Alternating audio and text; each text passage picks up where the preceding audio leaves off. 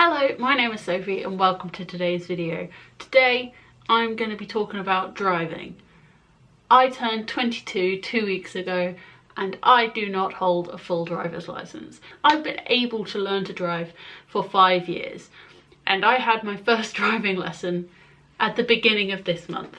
So, bit late to the party. Yesterday I wrote and uploaded a post on my blog about the advantages and disadvantages of learning to drive a bit later in life. That makes it sound really dramatic. I know it's only been 5 years and I'm only 22, but you know, I wrote a blog post about it, so that will be linked down in the description if you're interested. I guess the question is, why have I started learning to drive now? It seems like a pretty obvious time to start learning because I've just finished university, I don't have a job yet, I'm living at home, I am working kind of part-time for my mum with her business, so I've got a little bit of income and I've got lots of spare time, so it seems like a pretty perfect time to learn.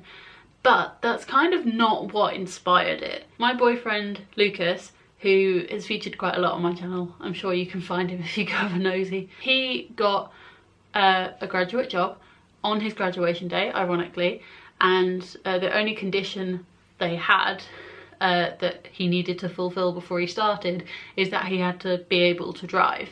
So he had to go from no driving experience to full driving license before he's allowed to start. He did an intensive course, he's had lots of extra lessons, he passed his theory, he did a driving test but unfortunately he didn't pass. He's okay with me talking about this, by the way, we mentioned it in my weekly vlog, he's talked about it, but because I've had a lot of free time, I've been quite invested in his driving journey and I've learned a lot from it as well. So when he was doing theory revision, we'd quite often do it together because I knew I'd have to do it at some point. That's kind of what got me thinking about how I could learn to drive too.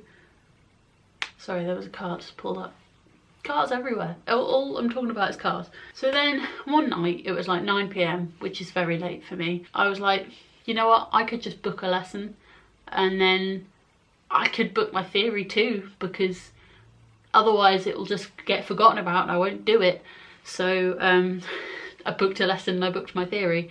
My first lesson was in early September and I loved it. It was so much fun. I really enjoyed being in control of the car. It was a really different experience. If you've not driven before, it's not anything you can't really compare it to anything else, I don't think. But I was so excited. I've got an amazing instructor. Her name is Glenn. She's really chill, but she's really chilled and relaxed and doesn't make you feel pressured, but she's also quite serious and talks you through everything. She's happy to repeat stuff. She just makes me feel really at ease, and considering I'm quite an anxious person, that's quite surprising. I came home from my first lesson and I was literally bouncing off the walls, jumping around the kitchen because I was just so happy and excited with how well it had gone. I didn't rush to booking any more lessons because I wanted to, you can do lots of block booking packages and I wanted to figure out which package worked best for me. So I think it was the following week I then bought, like, me and my mum went halves on a 10-hour driving package. That's 5 2-hour lessons, and I booked. Glenn is a wonderful instructor, which thus means she's very, very busy. So my first lesson was at the beginning of September. My next lesson isn't going to be till the beginning of October because she had no free time. But because I block booked a certain amount of hours, it meant I booked 5 consecutive weeks of lessons. So the other thing I booked on the night I booked my first driving lesson was my theory test. I did a few practice tests. I got an app on my phone and I hadn't actually passed any of them. But a few days before my test, I bought a copy of the highway code. It was literally £2.49, and genuinely, if you're struggling with theory, study the highway code. I wish I'd started reading it earlier because then I could have reread it a couple of times, highlighted bits, gone over the bits I forgot, done a few more practice tests. But what actually happened is I read the first half of the highway code maybe 2 days before my theory. I read the second half the morning of my theory, did one hazard perception test, which I passed, which was fine, and then I did one theory test, which I failed. Bearing in mind this was about half an hour before I went in for my actual theory test that I paid real money for. So I went into it thinking I was not going to pass. There was no way, if I was not passing practice theory tests, I would go into a real theory test and pass. I just didn't think it would happen. But what I did was I took it really slowly. I flagged quite a few of the questions so that I knew I could go back to them really easily at the end. I took my time with all the questions. I tried to think about them logically and about what I knew from being in the front seat of my mum's car, and I went through all 50 questions. Then I went back through the ones I'd flagged, and I think I changed a couple of those answers. And then, because I had so much time left, I decided to go back and read through every single question again. And I did change a couple more answers there. And I managed to get, you need 43 out of 50 to pass. And I got 43. So I'm really glad I went through it again, because otherwise I would have failed. I guess the other interesting car related thing is, if you watch my vlogs or follow me on Instagram, you'll probably have seen that I bought a car, but it's a long story and I haven't explained it anywhere, so I feel like a chatty video about driving is the place to do it. Lucas had done his intensive test. He was having some more lessons and it was looking like he'd be taking his test soon. And then we're at, not a family gathering, my family got together kind of informally, and my granddad mentioned that he was talking to his daughter about selling his car to her. And I was like, oh, well, if she's not interested, let me know, because with Lucas starting work soon, it'd be really useful if we had our own car. Turns out his daughter didn't want to buy it. So I said to him, like, how much do you want for it? Would you genuinely be interested in selling it to us?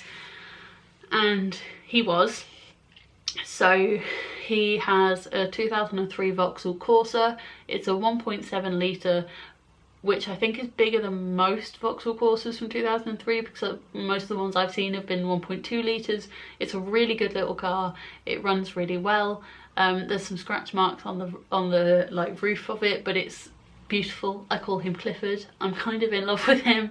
But it turned out that I actually bought the car the day after my first driving lesson. So I had literally one driving lesson and then bought a car. So I bought the car, I taxed the car. We haven't insured the car yet, because to insure me as the only driver, as a learner, is extortionate. I know a lot of people have said that I should use my mum as the named driver and that will bring my insurance down, but with my mum's insurance situation, that's not an option for us. Insurance is all very expensive, so we're not rushing that right now. I have a car, which is very exciting and a very weird thing to say, because I imagine people that passed when they were 17, they've probably been driving for 4 or 5 years now, so having a car to them, like, in their name probably feels quite normal, but for me it just feels too grown up and I don't know how I feel about it. I guess if you do want updates on how my driving journey is going, either follow me on Instagram or watch my weekly vlogs, because I talk about those kind of things there.